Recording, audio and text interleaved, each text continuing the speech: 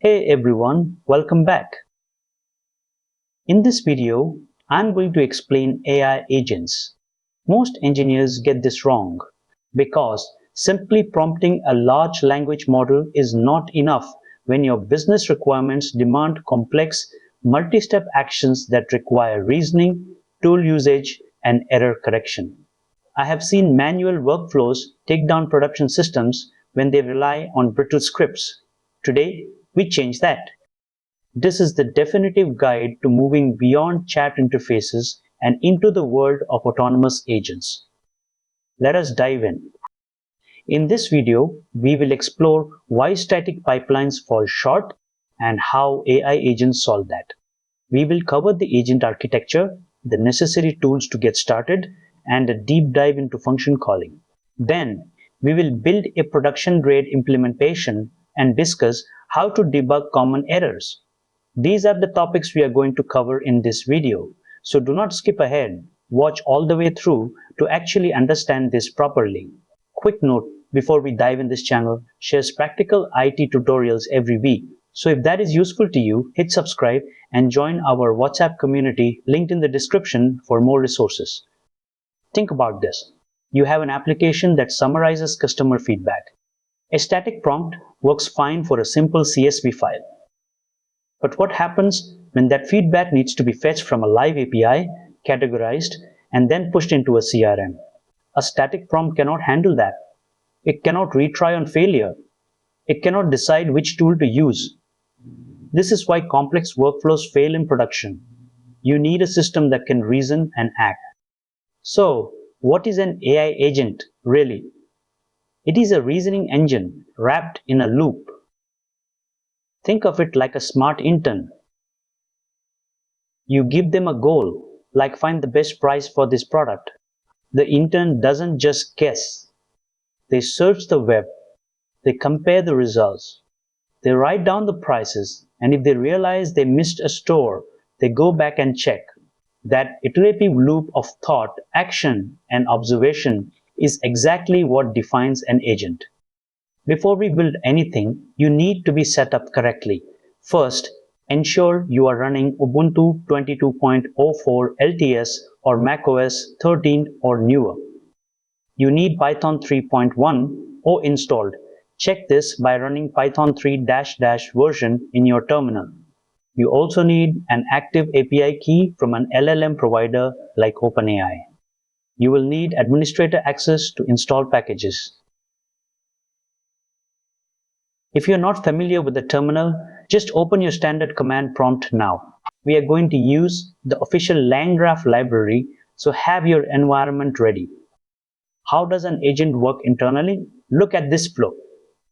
The process starts with a user input. This input goes into the reasoning engine, which is your LLM. The LLM evaluates the request and decides if it needs an external tool. If it does, it sends a command to the tool execution environment.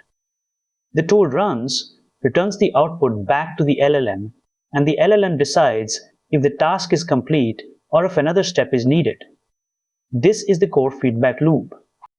Let us get the environment ready. First, we create a virtual environment to keep our dependencies clean.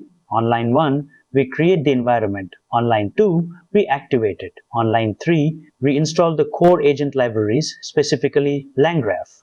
Finally, on line 5, we verify that the library is installed by printing the version.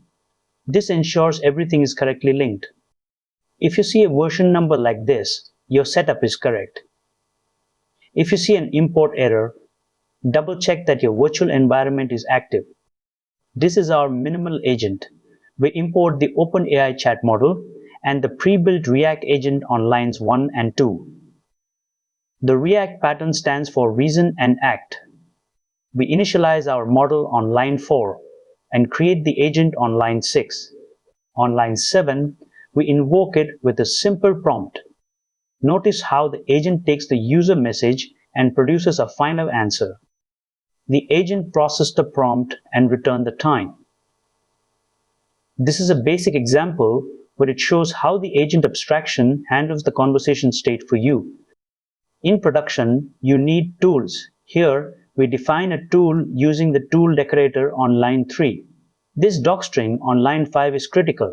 The LLM uses it to decide when to call this function. We pass this tool into the agent on line 9. When we invoke the agent with a location-based query, it will automatically call our weather function instead of hallucinating an answer. The agent identified that it needed the weather tool, executed it, and used the output to answer the user. This is the foundation of agentic automation. You will eventually see this error. It happens when the LLM fails to extract the correct parameters from the prompt.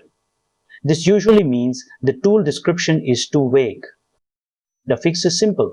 Update the docstring to provide an explicit example of the expected input. The LLM needs context to understand how to format the data for your function. Think about this. A logistics company was overwhelmed by, "Where is my package emails?" They implemented an agent that could query their SQL database directly via a tool. The agent would verify the tracking number, check the status, and provide a real-time update. This removed the need for a human to touch 60% of those tickets, allowing the team to focus on lost packages and complex disputes. So, when should you use this? Use agents when the task is complex and requires multiple steps or external API calls. They are excellent for error recovery, as they can retry tool calls. But do not use them for simple logic. If you just need to check if a user is logged in, use standard code. Also, agents are slow because they involve multiple LLM calls.